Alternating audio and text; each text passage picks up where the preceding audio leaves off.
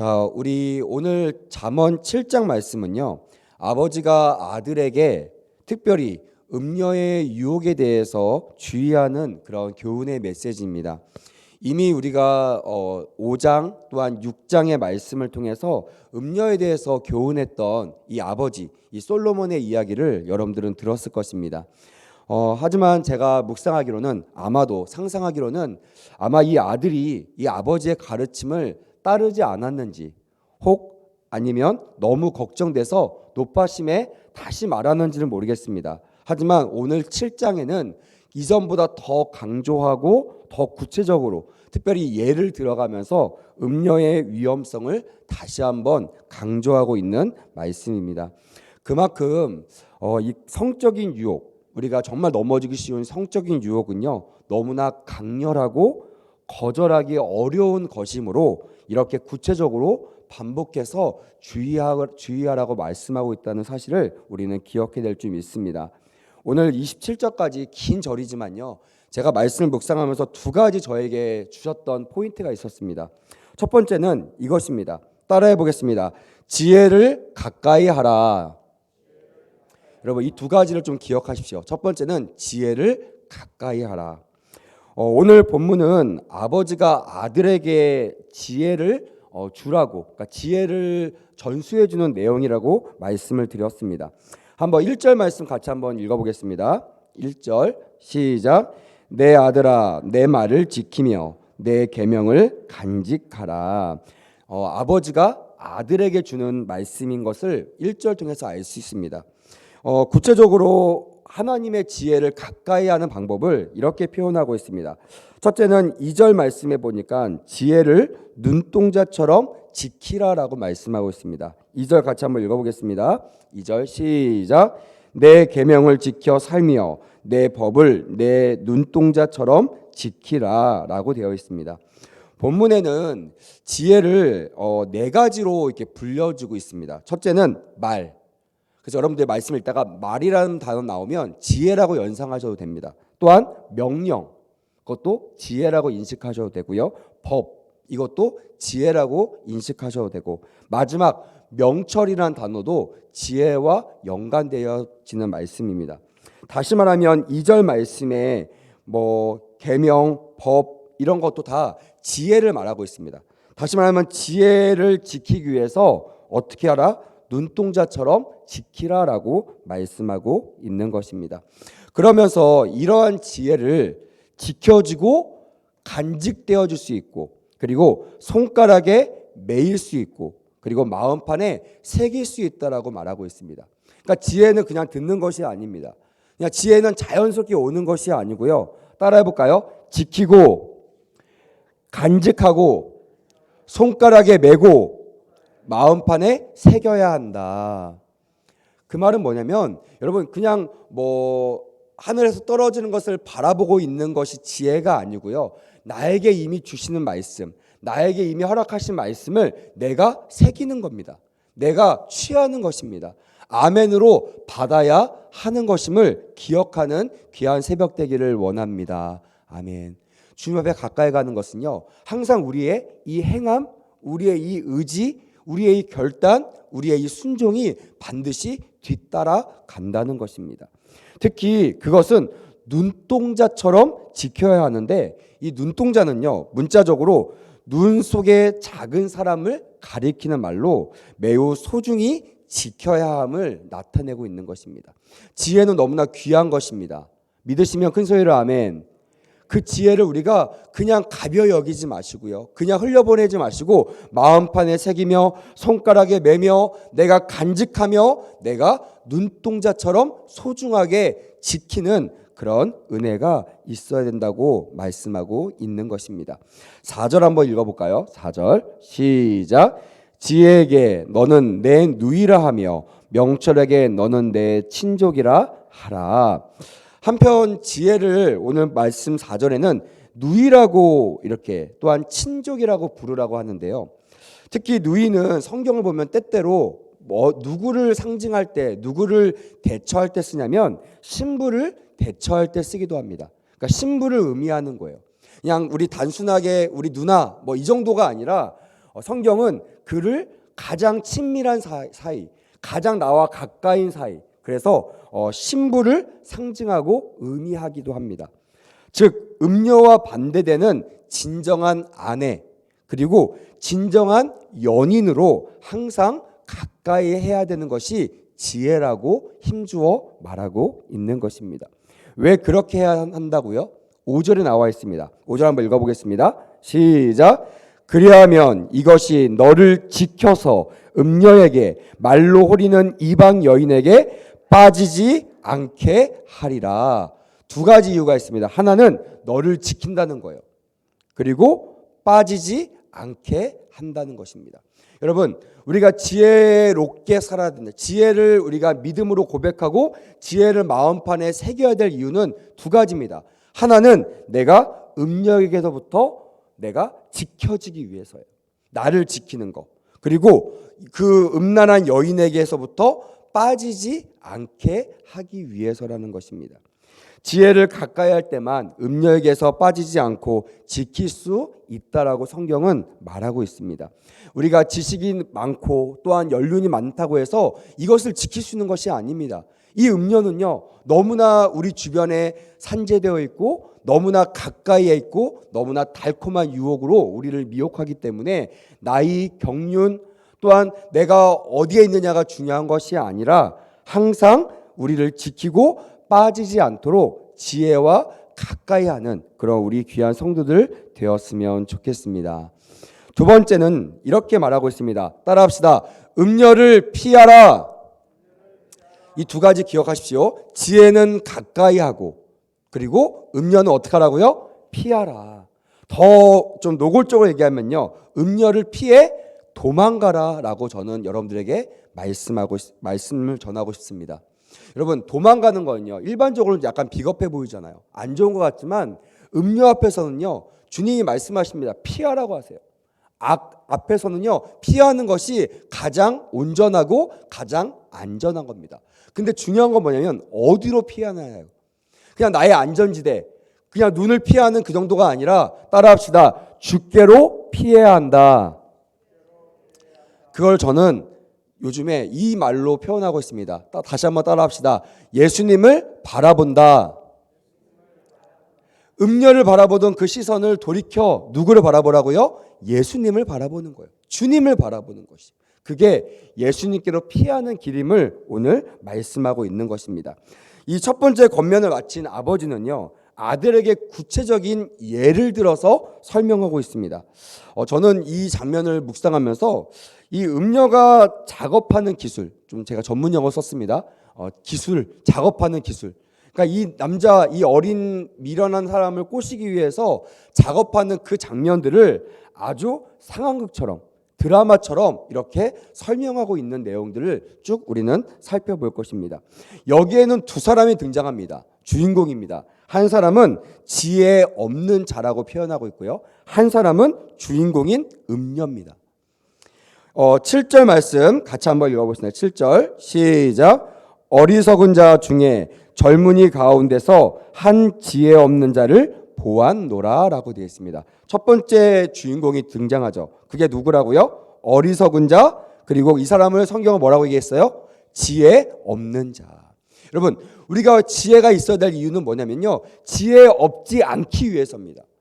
지혜가 너무나 귀하기 때문에 이 지혜 없이 사는 것이 얼마나 위험하고 얼마나 무서운 것임을 성경은 우리에게 재차 강조하고 있습니다. 음에게 빠지기 쉬운 이 소년, 이를 어리석은 자라고 성경은 말하고 있는데, 이런 자는 순진하여 속기 쉬운 자라고 표현하고 있습니다. 그래서 이 지혜가 없기 때문에 생기는 일이 분명히 존재한다, 존재하지 않는다? 존재한다라는 것입니다. 내가 그냥 뭐 재수가 없어서 걸리거나 내가 뭐 약간 방심해서 걸리는 정도가 아니라 내가 그 음녀한테 당하고 음녀한테 빠지는 이유, 실패하는 이유, 나중에 보면 죽음에까지, 스올까지 가는 이유는 단 하나입니다. 그거는 지혜와 멀어지기 때문입니다.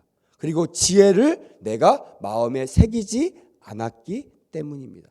여기에는 교만이 있어요. 자만이 있습니다. 아, 내가 목사인데, 내가 장로인데, 내가 권사인데, 내가 새벽 예배 나오는 사람인데 과연 내가 그 정도는 이길 수 있어. 이런 자만이 우리를 넘어뜨린다는 것입니다.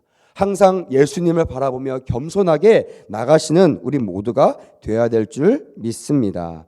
자, 우리 8절 한번 읽어보겠습니다. 8절 시작. 그가 거리를 지나 음녀의 골목 모퉁이로 가까이하여 그의 집 쪽으로 가는데 라고 되어 있습니다.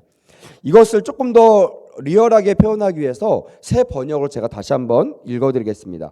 그는 거리를 지나 골목 모퉁이로 가까이 가서 그 여자의 집으로 가는 길로 발걸음을 옮겼다라고 새 번역이 너무나 정확하게 표현하고 있습니다. 여러분, 이 말의 어조를 여러분들이 들으시면서 느꼈을 텐데 이것이 우연 같습니까? 계획 같습니까? 어떨 것 같아요? 이 순진한 남자가 이 골목 모퉁이로 가까이 가서 이 음녀의 집을 가는 것이 우연히 그냥 길을 잘못 들어서 골목을 돌았는데 음녀의 집을 갔다라고 표현한 것 같습니까? 아니면 목적을 가지고 모퉁이를 도른 것 같습니까? 아마 후자일 것입니다. 이것을 새 번역은 너무나 잘 표현하고 있는 것입니다. 그 여자의 집으로 가는 길로 발걸음을 옮겼다라고 표현하고 있어요. 여러분, 지혜가 없는 사람들은요, 이런 핑계를 댑니다. 내가 의도하지 않았는데 우연히 가다 보니까 그런 일을 당했어. 내가 의도하지 않아서, 나는 계획하지 않았어. 근데 내가 갔는데 저 여자가 나를 꼬셨어. 저 여자가 나에게 기술을 걸었어. 이렇게 핑계댑니다. 하지만 여러분, 성경은 그거를 정확하게 표현하고 있습니다. 우리의 발걸음, 우리의 목적, 우리의 마음가짐이 그 음녀를 향하여 가고 있었다라고 얘기하고 있어요. 왜요?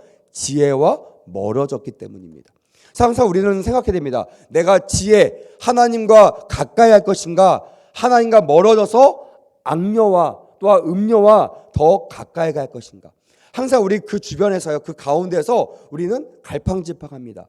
오늘 말씀을 통하여 과감하게 음료로 가는 길을 멈추시고 예수님을 바라보며 주님이 계신 지혜의 길로 걸어가시는 귀한 은혜가 있었으면 좋겠습니다. 아멘. 자, 근데 성경은 너무나 재밌죠. 그런 상황을 어떻게 표현하고 있냐면 9절 말씀 볼까요? 9절. 자, 세 가지로 나타나고 있습니다. 한번 읽어봅시다. 시작. 저물 때, 황혼 때, 깊은 밤, 흑암 중에라. 다 이 세 가지는요, 밤을 의미한 밤. 그럼 밤은요, 혼자 있는 것을 얘기하죠. 다시 말하면 하나님과 가장 멀리 떨어져 있을 때, 하나님과 가까이 있을 때는요, 사실은 우리는 문제가 없습니다. 왜? 그 자체가 지혜와 함께 있기 때문에, 지혜와 가까이 있기 때문에. 항상 문제는요, 가까이 있던 사람과 멀어질 때예요. 항상 이 시대의 문제, 바람피는 가정, 파경에 이르는 그런 가정들 보면요, 항상 부부관계가 소홀해지거나 멀리 있을 때 그런 일이 벌어집니다. 가까이 있을 때는요, 거의 일어나지 않아요. 마찬가지입니다. 우리가 지혜와 가까이 있을 때는요, 음녀와 붙어 있고 싶어도 붙어 있을 수가 없습니다. 왜? 지혜와 함께 있기 때문에. 근데 밤, 저물 때, 황혼 때, 깊은 밤, 흑암 중에 이때는요, 주님과 지혜와 멀어져 있을 때입니다. 그래서 여러분, 가장 좋은 방법은요, 이 멀어진 밤을 맞이하지 않는 것입니다. 할렐루야. 우리 주님은 빛이십니다. 믿으시면 큰 소리로 아멘. 우리 주님을 바라보시고 그 빛과 가까이 가시면 어둠과 멀어질 수 있는 것입니다. 다른 방법이 없습니다. 주님과 가까이 하시고 예수님을 바라보시면 어둠을 떨쳐보내고 어둠의 미혹을 당하지 않는다는 것입니다. 그 밤에 누가 기다리고 있기 때문입니까? 음녀가 기다리고 있기 때문입니다. 자, 10절 한번 읽어보겠습니다. 시작. 그때에 기생의 옷을 입은 강교한 여인이 그를 맞으니라고 되어 있습니다. 성경은 음녀에 대해서 눈에 띄는 두 가지 특징을 말하고 있는데요. 하나는 속이고 접근한다는 것입니다. 여기 보면 남편이 있는 여인이라고 뒤에 적혀 있거든요. 이 음녀가. 근데 기생 옷으로 갈아입었다는 거예요. 만약에 남편이 있는 여인처럼 앞에 있으면요, 그 여인을 보고 마음에 들어할 수 있을 겁니다. 하지만 넘어가지는 않을 겁니다. 저 여인이 남편 있는 것을 알아. 그 여인에게 도전하는 것은 사실은 쉽지 않을 겁니다. 근데 그 여인이 남편 있는 여자라는 것을 싹싹 감추고 숨기고 어떤 여자로 나갔다고요? 기생으로. 돈을 주고 몸을 파는 여인. 그 남자에게 쉽게 접근할 수 있는 사람으로 변신해 나간다는 것입니다. 여러분, 지금도 사단은 마찬가지입니다. 강교한 사단, 또한 속이기에 쉬운 사단. 그래서 넘어짐의 앞잡이 또한 속이는 자라고 성경이 표현하고 있는 이 사탄을 우리는 경계해야 됩니다. 두 번째는요, 강교한 여인이라고 되어 있습니다. 이 강교하다는 뜻은요, 좋은 의미에서는 영리하고 신중하다는 뜻이 있습니다. 하지만 나쁜 의미에서는요, 교활하고 기회주의적인 것이라고 성경은 말하고 있습니다. 사실은 그 창세기 3장을 보면요, 이 하와를 꾀였던 이 뱀은요, 가장 간교하다라고 성경은 기록하고 있고요. 그래서 이 뱀은 원래 영특한 피조물로 창조되었지만 사단의 도구로 사용되자 이 지혜가 사악한 것으로 완전히 전략하고 있는 그런 모습으로 성경은 표현하고 있고 우리에게 주의하라고 말하고 있는 것입니다. 그래서 여러분, 어리석은 자가 되면요, 언제든지 이 사탄의 유혹을 받은 하와처럼 우리는 넘어질 수 있다라는 것입니다. 자, 그 음녀가 어떤 여자인지를 더 이어서 설명하고 있는데요. 13절 14절 읽어보겠습니다. 시작. 어떤 때에는 거리, 어떤 때에는 광장, 또 모퉁이마다 서서 사람을 기다리는 자라. 그 여인이 그를 붙잡고 그에게 입맞추며 부끄러움을 모르는 얼굴로 그에게 말하되라고 되어 있습니다.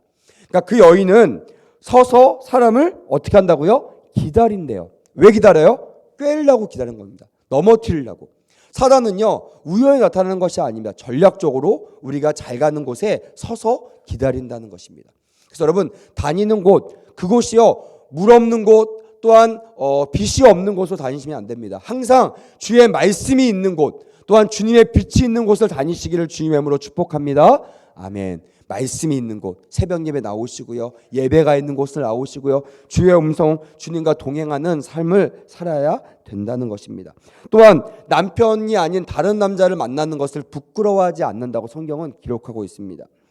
하나님이 짝지어준 남편을 가볍게 여기고 오직 자신의 정욕을 채우기 위해서 거리나 모퉁이에 가리지 않고 기다리는, 남자를 기다리는 그런 여인, 그것이 바로 이 악녀, 또한 이 음녀라고 성경은 말하고 있는 것입니다. 그녀가 지혜 없는 남자들을 홀리는 수법들이 나와 있는데요, 21절 보니까 고운 말로 유혹하며 입술에 홀리는 말로 꿰는다고 되어 있습니다. 이것은 아주 순간적이며 선정적이며 안전하다고 강조하는 것입니다. 여러분 기억하십시오. 순간적이고 선정적이며 어떻게 하다고요? 안전하다고 강조하는 것입니다. 여러분, 많은 분들이 물어보시나, 목사님, 제가 이 음성을 들었는데 이 음성이 하나님의 음성인지 사단의 유혹인지 너무나 궁금합니다. 분간이 안 됩니다. 여러분, 하나님 앞에 기도하실 때요, 이것을 좀 구별하십시오. 이 음성들, 이 안정감이 완전한 안정감인가, 아니면 이것을 피하는, 그냥 이 순간적인 것들 피하는 그런 안정감인가를 여러분들이 주 앞에서 점검하시면요, 분별하기가 쉽습니다. 하나님이 주시는 안정감은요, 완벽한 안정감임을 고백하시기를 주님의 이름으로 부탁드립니다. 할렐루야. 그런 안정감을 따라가셔야 돼요. 그냥 순간적으로 피할 수 있는, 그냥 이 위기를 모면하는데 급급한 그런 발걸음, 그런 계획들, 그런 길은요, 위험하다는 것입니다. 왜? 거기에는 누가 있다고요? 죄의 그 선봉장인 이 악녀, 이 음녀가 기다리고 있는 것입니다. 미혹과 유혹입니다. 주님께 물어보고 항상 주님이 원하시는, 좀 길게 돌아가더라도, 조금 답답하더라도 주님이 주시는 완전한 안정감을 가지고 달려나가시는 은혜가 있었으면 좋겠습니다. 결국에는요, 지혜 없는 자는 유혹에 넘어갑니다. 다른 방법이 없어요. 다른 결과가 없습니다. 지혜가 없으면요, 반드시 넘어갑니다. 반드시 넘어집니다. 22절에 보니까 젊은이가 곧 그를 따랐으니 소가 도수장으로 가는 것 같고 미련한 자가 벌을 받으려고 쇠사슬에 매이러 가는 것과 같다라고 되어 있습니다. 아무리 나이가 많고요, 아무리 지식이 많고, 아무리 똑똑해도요, 아무리 정직해도요, 여러분, 그것으로 음료를 이길 수 있습니까? 없습니까? 없다라고 성경은 강조하고 있습니다. 오직 예수를 바라보고 빛이신 그 주님과 함께 동행하는 것만이 우리가 안전함을 누릴 수 있다라는 것입니다. 여러분, 이 아버지의 가장 큰 바람은 뭘까요? 저도 옛날 몰랐는데 아빠가 되니까 알겠더라고요. 다른 거 욕심 많습니다. 뭐 공부도 잘하면 좋겠고 좋은 친구 만났으면 좋겠고 뭐 다 좋지만요, 가장 큰 소망은 뭡니까? 안전하고 건강하고 또 나보다 먼저 죽지 않는 거잖아요. 내 자식이 나보다 먼저 죽는 것을 원하는 부모는 한 명도 없을 것입니다. 마찬가지입니다. 이 아버지가 재차 강조한 이유는 딱 하나입니다. 26, 27절 보니까 대저 그가 많은 사람을 상하여 엎드려지게 하였나니 그에게 죽는 자가 허다하니라라고 기록되어 있습니다. 왜 이렇게 음녀를 조심하라, 왜 지혜롭게 지혜를 가까이 하라고 말하고 있을까요? 가까이 하지 않으면 어떻게 된다고요? 죽기 때문입니다. 여러분, 우리 주님이 여러분들을 구원하시기 위하여, 여러분들을 살리시기 위하여 저 천하를 버리시고 이 땅에서 가장 낮은 모습으로 십자가에 못 박혀 돌아가셨습니다. 그 복음을 믿으시면 큰 소리로 아멘. 근데 우리가 미련하고 지혜 없어 우리가 죄에 빠져 다시 죽는다면 그만큼 아버지의 마음을 아프게 하는 일이 없기 때문입니다. 이 새벽에 여러분들에게 간절하게 간곡하게 권면합니다. 지혜를 따라가시기를 주님의 이름으로 축복합니다. 할렐루야.